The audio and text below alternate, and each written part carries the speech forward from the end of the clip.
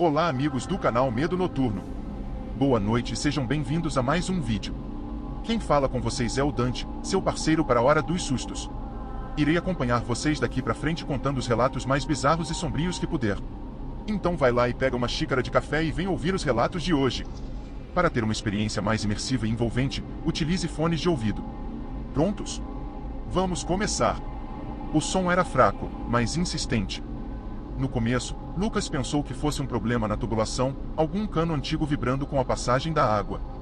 Mas a casa estava vazia há anos. Não havia água correndo, não havia vento forte. Apenas aquele som, vindo de algum lugar dentro da casa, sempre na mesma hora, 3 da manhã. Ele herdara a casa do tio-avô, um homem que mal conhecera, excêntrico e recluso. A propriedade ficava afastada da cidade, cercada por um terreno que, embora não fosse grande, parecia isolá-lo do mundo. Nos primeiros dias, Lucas se dedicou a organizar os cômodos, revirando armários e gavetas.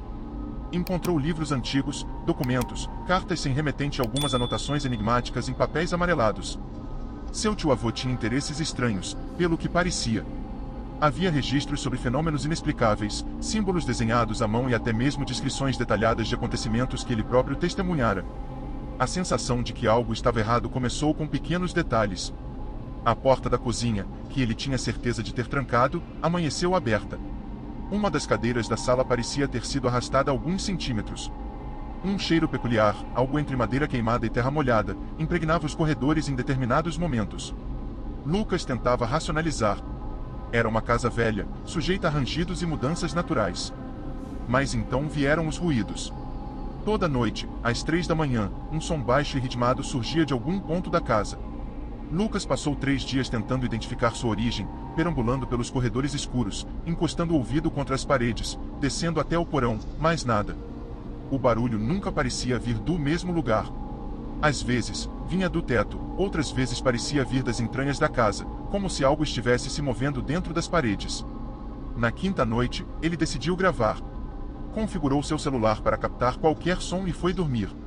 Quando acordou, abriu o arquivo e ouviu com atenção. O ruído estava lá, um batimento surdo, intercalado por estalos secos, como se ossos estivessem sendo dobrados em ângulos errados.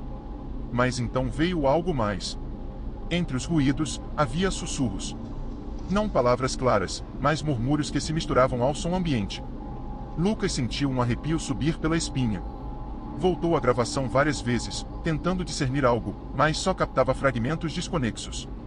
Na noite seguinte, ele decidiu ficar acordado. Sentou-se no sofá, o celular pronto para gravar novamente.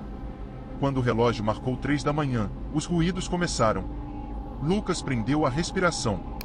Dessa vez, ele viu. A parede da sala, a mesma que ele estivera encarando por horas, parecia se mover levemente, como se estivesse respirando. A pintura se distendia em pulsos suaves. Lucas se levantou devagar, sem fazer barulho, e se aproximou. Estendeu a mão e tocou a superfície fria. No mesmo instante, sentiu algo do outro lado empurrando de volta. Ele recuou com um sobressalto, o coração disparado. Algo estava dentro da parede. Nos dias seguintes, Lucas investigou os registros do tio-avô com mais atenção. Descobriu um diário encadernado em couro, repleto de relatos estranhos sobre a casa. O homem falava sobre cicatrizes no espaço e ecos de tempo. Uma das anotações chamava a atenção. A casa não é apenas madeira e pedra. É um corpo. Um ser. Se abrimos as feridas erradas, algo vaza para dentro. Lucas sentiu um gosto amargo na boca. O que isso significava? A casa era viva. Ele precisou de dias para reunir coragem, mas por fim decidiu verificar a parede mais de perto. Pegou uma lanterna, um estilete e começou a cortar a pintura com cuidado. A camada de reboco era mais fina do que esperava. Quando removeu um pedaço maior, o coração quase parou. Atrás da parede não havia tijolos, nem madeira. Havia pele. Não era uma pele qualquer. Era acinzentada, fria ao toque, com uma textura estranhamente elástica. Lucas sentiu um nó no estômago. Tentou furá-la com o estilete, mas assim que encostou a lâmina, a pele se retraiu, como se sentisse dor. Então veio o som. Não de dentro da casa, mas de dentro dele. Era um sussurro direto em sua mente. Palavras desconexas, vozes sobrepostas, uma súplica abafada. Lucas cambaleou para trás, apertando os ouvidos, mas os sussurros vinham de dentro, como um pensamento que não era dele. Naquela noite, ele sonhou. Sonhou que estava dentro das paredes, preso em um espaço escuro e apertado. Conseguia ver a casa do lado de fora, como se houvesse uma camada invisível entre ele e o mundo. Tentou gritar, mas seu corpo não tinha voz. Apenas olhos. Olhos que espreitavam por trás das frestas, pelos buracos nas tábuas. Acordou suando, a garganta seca. No dia seguinte, tomou uma decisão. Pegou um martelo e começou a demolir a parede. Cada golpe revelava mais da carne acinzentada. O cheiro de terra molhada se intensificou, e então algo escorreu da abertura. Não era sangue. Era um líquido escuro e espesso, pulsante, como se estivesse vivo. Lucas deu um passo para trás quando percebeu o que estava diante dele. Havia rostos na carne. Rostos inteiros, deformados, como se estivessem fundidos ao tecido da casa. Olhos abertos em expressões de agonia, bocas contorcidas tentando falar sem emitir som. Eles estavam vivos. Lucas tropeçou para trás, o martelo caiu de sua mão. A carne começou a se mexer, os rostos se agitando em sincronia. As vozes em sua cabeça ficaram mais altas, e dessa vez ele entendeu o que diziam. Você também vai ser parte. A última coisa que Lucas viu antes de apagar foi um dos rostos abrindo os olhos e sorrindo para ele. Na manhã seguinte, a casa estava em silêncio. O cheiro desaparecera. Não havia mais ruídos às 3 da manhã. Os vizinhos notaram a ausência de Lucas semanas depois. A polícia entrou na casa e encontrou seus pertences, seu celular, sua carteira. Mas ele não estava lá. E nunca mais foi visto. A casa foi vendida anos depois para um novo proprietário. Na primeira noite, às 3 da manhã, ele ouviu um som vindo das paredes. Se você gostou desse relato e quer continuar ouvindo nossas histórias, não se esqueça de curtir esse vídeo, se inscrever no canal e ativar as notificações para não perder os próximos vídeos. Vamos para a próxima história. Os primeiros sinais vieram pelo rádio. Daniel trabalhava como operador de rádio em uma base meteorológica no meio do nada. A instalação ficava em uma ilha isolada no Atlântico Norte, um pedaço de terra castigado por ventos gelados e ondas violentas. A estação era antiga, construída nos anos 50, e desde então poucos se atreveram a modernizá-la. Para Daniel, porém, era um trabalho tranquilo. Monitorava as transmissões, enviava relatórios para o continente, ocasionalmente, escutava pescadores noruegueses conversando em um dial próximo. Foi assim que tudo começou. Certa noite, enquanto ajustava as frequências em busca da transmissão de rotina, captou algo estranho. No início, parecia apenas um chiado irregular, mas conforme ele ajustava o sinal, começou a distinguir um padrão. Não era estática. Era um som rítmico, quase um zumbido, misturado a um ruído fundo, algo entre um choro abafado e o vento passando por um tubo metálico. Daniel gravou o trecho e escutou novamente. Algo ali não estava certo. O som parecia molhado. Como se algo estivesse sendo dito debaixo d'água. Na noite seguinte, ouviu de novo. Dessa vez, era mais claro. Palavras se formavam dentro do ruído. Mas não era uma língua que ele conhecia. Pesquisou na base de dados da estação. A frequência não estava registrada em lugar algum. Não era um sinal de socorro, não vinha de nenhuma fonte meteorológica e, até onde sabia, não deveria estar ali. Mas a parte mais estranha veio no terceiro dia. O sinal falou seu nome. Ele girava os botões do transmissor quando ouviu a palavra nítida. Daniel. Seu sangue gelou. Paralisado, ficou escutando enquanto o sinal continuava. A voz murmurava algo mais, mas era incompreensível. Soava próxima e, ao mesmo tempo, distante, como um eco que vinha das profundezas do oceano. Naquela noite, ele sonhou. Sonhou que estava no meio do mar, sem terra à vista. A água ao seu redor era espessa, viscosa, como se estivesse misturada a algo orgânico. O céu era negro, sem estrelas, e, sob a superfície, formas escuras se mexiam. No dia seguinte, acordou exausto. O rádio estava ligado, sintonizado na mesma frequência. Mas ele tinha certeza de que o desligara antes de dormir. A voz voltou a falar. Dessa vez, o nome veio acompanhado de outra frase. Daniel, nós vemos você. A conexão foi cortada. Daniel tentou rastrear a origem do sinal, mas os cálculos não faziam sentido. O ponto de transmissão estava no oceano, a quilômetros da terra mais próxima. No meio do nada. Tentou não pensar nisso. Talvez fosse uma interferência de algum navio. Mas então começou a notar mudanças na estação. Pequenas coisas. A comida na geladeira estragava rápido demais. O vidro da janela ficava embaçado por dentro, como se alguém respirasse contra ele à noite. A água das torneiras saía com um cheiro metálico, e quando escovou os dentes certa manhã, cuspiu algo escuro. Um fiapo de algo que parecia carne. Na quinta noite, enquanto dormia, ouviu o rádio ligar sozinho.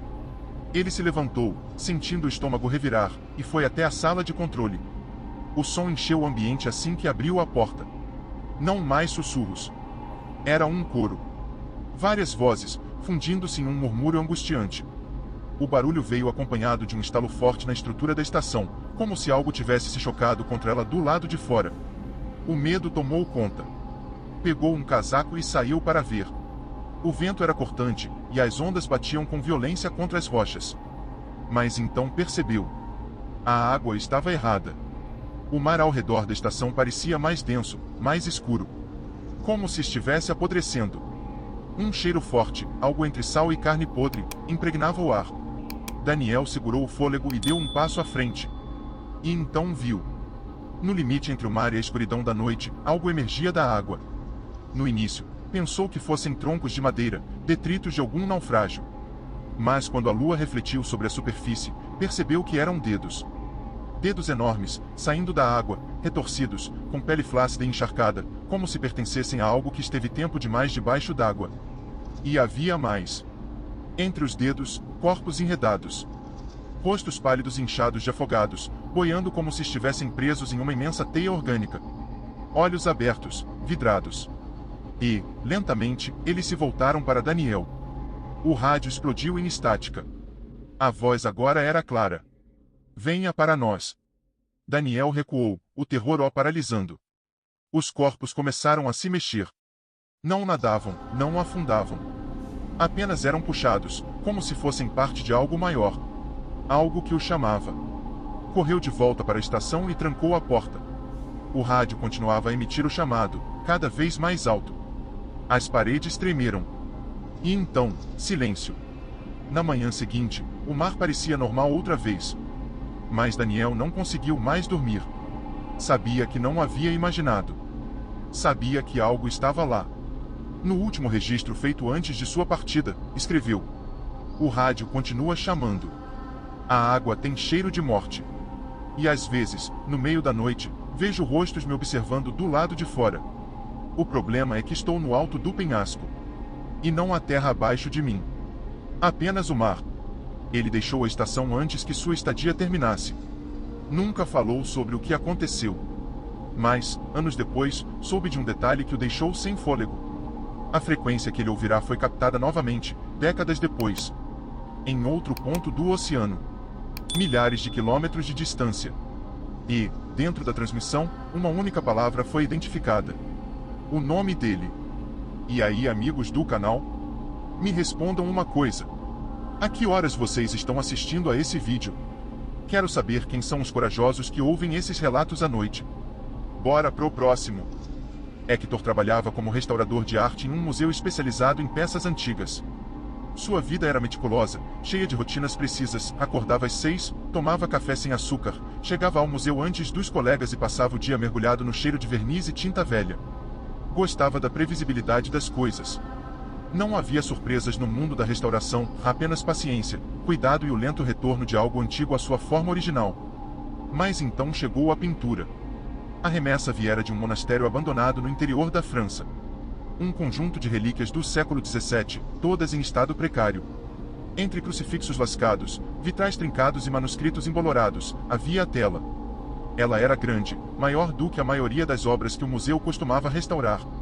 A moldura de madeira, esculpida com símbolos desgastados pelo tempo, carregava um nome entalhado em latim, Custos Soniorum. O guardião dos sonhos. O quadro retratava uma cena sombria. Havia um homem de pé no centro, vestido com um manto negro. O rosto estava quase indistinto, como se o pintor tivesse deliberadamente borrado os traços. Atrás dele, um fundo nevoado, repleto de silhuetas opacas, formas humanas meio apagadas, quase como espectros fundindo-se à tela. Mas o que mais incomodava era o olhar. Mesmo sem ter um rosto nítido, o homem parecia encará-lo. A tela estava danificada pelo tempo, rachaduras profundas cortavam a tinta, e uma camada de sujeira escurecia os detalhes. Hector examinou a peça sob a luz fria do laboratório. As cores estavam desbotadas, mas o contraste era perfeito. Alguém pintara aquilo com uma precisão quase anormal. Na primeira noite, sonhou com o quadro. No sonho, estava no mesmo salão do museu, mas tudo ao redor era errado. As luzes piscavam, o ar estava denso, pesado. A pintura estava no centro da sala, maior do que antes. O homem dentro dela parecia mais nítido. O fundo nevoado parecia mais profundo. Como se houvesse um espaço dentro do quadro que antes não existia. Hector acordou suando. No dia seguinte, começou a limpeza da obra. Usou solventes suaves para remover a poeira acumulada, limpando camada por camada. Enquanto trabalhava, percebeu algo inquietante. A expressão do homem na pintura estava mudando. Ao início, pensou que fosse sua imaginação. Mas ao analisar as fotografias tiradas antes da restauração, percebeu a diferença. A posição da cabeça era levemente diferente. O corpo estava mais voltado para frente. Como se o sujeito dentro da pintura estivesse se movendo. Na segunda noite, sonhou de novo. O salão estava mais escuro. O quadro, ainda maior. As figuras no fundo da pintura estavam mais próximas. Ele não queria olhar, mas algo o obrigava. O homem dentro da tela agora estava na borda da pintura, como se estivesse prestes a sair. Hector acordou com o coração acelerado. Começou a pesquisar a origem da obra. Descobriu que o monastério onde ela fora encontrada fechará abruptamente no século XIX. Os últimos registros mencionavam um surto inexplicável de doenças entre os monges. Muitos tiveram delírios. Alguns arrancaram os próprios olhos. Outros foram encontrados mortos, com os corpos retorcidos em posições impossíveis. A única referência ao quadro era vaga. Um diário de um dos monges falava sobre uma janela errada. Algo que nunca deveria ter sido pintado. Na terceira noite, Hector trancou o quadro no porão do museu. Mas o sonho voltou. Dessa vez, ele não estava apenas observando. Estava dentro da pintura. O ar era pesado, o chão escorregadio como pedra molhada. As figuras no fundo não eram mais sombras, eram corpos. Contorcidos, presos em posições atrozes, seus olhos arregalados fixos em algo atrás de Hector. Ele se virou. O homem de manto negro estava ali. Fora do quadro. E, dessa vez, tinha um rosto. Era o rosto de Hector. Acordou gritando. No dia seguinte, foi até o porão para se livrar do quadro. Mas a moldura estava vazia. A pintura desaparecera. O museu permaneceu fechado por uma semana enquanto procuravam a obra. Nunca a encontraram. Mas Hector sabia. Porque, naquela noite, ao passar pelo corredor do museu, viu um reflexo em uma das vitrines. Viu a si mesmo, mas o reflexo não o imitava. Ele sorriu primeiro. E então sussurrou algo que Hector não conseguiu entender. Nos dias seguintes, seus colegas começaram a notar que ele estava diferente. Menos falante. Olhar distante. Como se fosse outra pessoa. Pouco tempo depois, Hector abandonou a restauração. Ninguém soube para onde foi. Mas um segurança do museu, algumas semanas depois, jurou ter visto algo. No porão, na parede onde o quadro deveria estar, havia uma mancha. Uma silhueta. Parecia um homem de manto negro. E, segundo o segurança, às vezes, a sombra se movia. Nos meses seguintes ao desaparecimento de Hector, estranhas ocorrências começaram a se espalhar pelo museu. Primeiro, foram os ruídos. Os seguranças começaram a relatar sons vindos do porão durante a madrugada, passos arrastados, sussurros em latim, o ruído seco de unhas arranhando madeira. Um deles jurou ter ouvido seu próprio nome, falado em uma voz rouca e distante. Depois vieram os apagões. O sistema elétrico, que sempre fora confiável, começou a falhar sem explicação. Câmeras de segurança captavam estática, e quando voltavam ao normal, mostravam distorções, sombras alongadas que não correspondiam a nada no ambiente, vultos parados nos cantos das salas. O museu contratou um eletricista para investigar. Ele desceu ao porão, onde os problemas pareciam ser mais intensos. Subiu 15 minutos depois, pálido e suando. Disse que os fios estavam em perfeito estado. Mas se recusou a voltar. Na mesma semana, um dos curadores encontrou algo estranho. A mancha na parede onde a pintura ficava parecia maior. Antes era um borrão indistinto, uma sombra esquisita. Agora, os contornos estavam mais nítidos. A silhueta estava diferente. Agora, tinha um rosto. E não era mais a figura encapuzada. Era Hector. A diretoria do museu decidiu fechar o porão. Mas nada impediu que os pesadelos começassem a se espalhar. Primeiro entre os funcionários, depois entre os visitantes. Relatos se tornaram comuns, pessoas viam uma figura de túnica preta parada nos corredores, sempre na periferia de sua visão. Nunca viam diretamente. Apenas sentiam sua presença. Algumas crianças apontavam para o vazio e perguntavam: quem é aquele homem?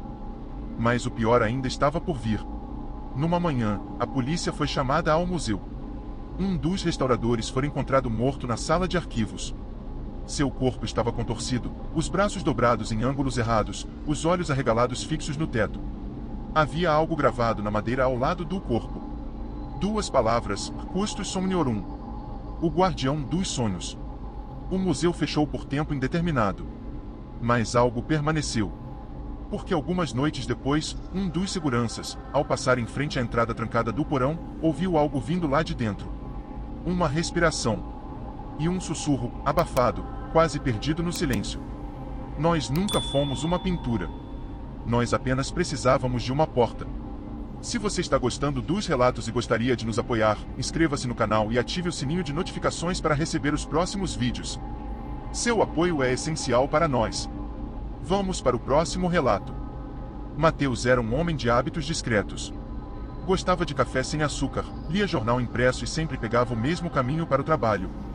Não era supersticioso, nem dado a crenças exageradas. Trabalhava como editor em uma pequena gráfica especializada em reimpressões de livros raros. Passava os dias revisando textos antigos, corrigindo erros tipográficos e garantindo que cada página fosse fiel à obra original. Mas então, um livro chegou sem aviso. A remessa veio de um antiquário desconhecido. Não havia remetente, apenas uma nota amarelada dentro da capa, apenas para olhos atentos. O livro não tinha título nem autor. A capa de couro escuro exibia uma textura estranha, quase orgânica. As páginas estavam envelhecidas, mas a impressão era impecável, como se tivesse sido feito ontem. Mateus começou a ler.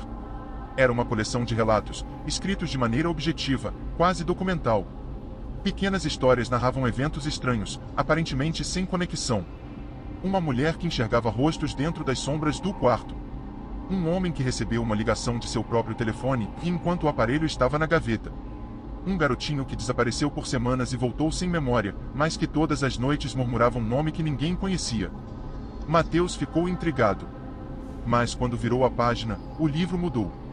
A tinta parecia fresca, como se houvesse acabado de ser impressa. O texto falava sobre um editor que trabalhava em uma gráfica e recebeu um livro sem remetente. O coração de Mateus disparou. Os parágrafos descreviam sua rotina em detalhes. O café sem açúcar. O jornal impresso. O caminho que fazia todos os dias. Isso era impossível. Virou mais algumas páginas. E então leu algo que o fez gelar. A história avançava além do presente.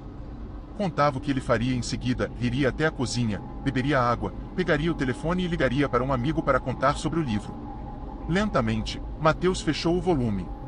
E percebeu que estava com sede. Levantou-se. Foi até a cozinha.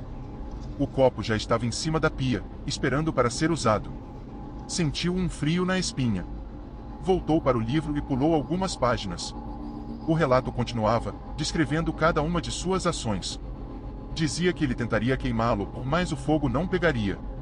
Que tentaria jogá-lo fora, mas no dia seguinte, o encontraria de volta sobre sua mesa. Que começaria a dormir mal. E então veio a última linha da página. E então, ele ouviria a campainha tocar. Quando abrisse a porta, veria o vendedor de livros. Mateus congelou. O silêncio era absoluto. Então, a campainha tocou. Seu sangue gelou. Ficou paralisado, sem saber o que fazer. Não queria olhar. Não queria confirmar. Mas a campainha tocou de novo. Forçou-se a respirar fundo. Foi até a porta, hesitante, e olhou pelo olho mágico. Havia um homem parado ali. Vestia um terno antiquado, preto, com uma gravata cinza. Trazia uma maleta de couro e um sorriso discreto.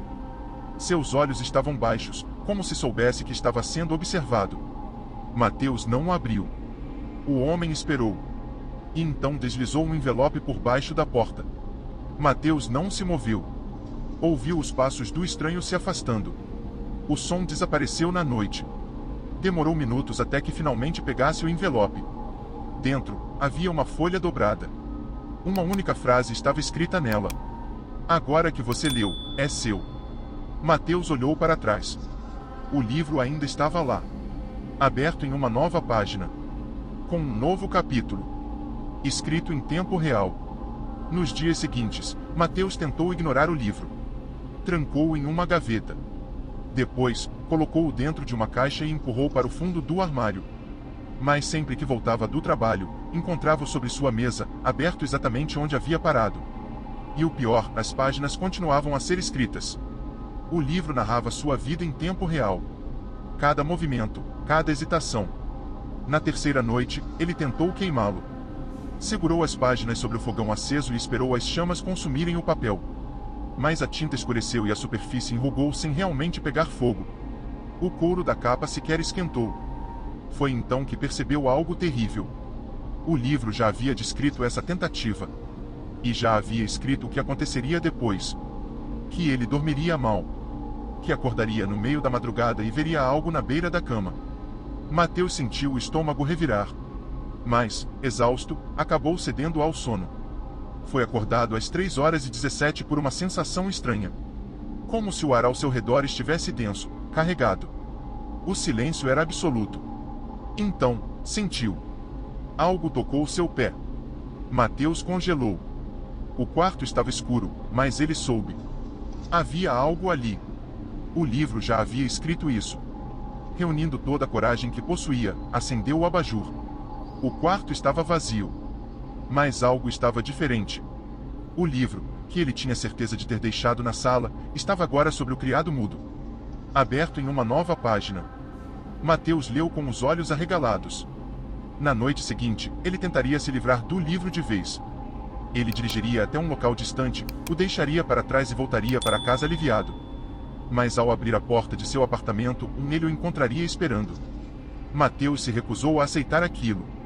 No dia seguinte, pegou o livro e dirigiu até uma cidade vizinha.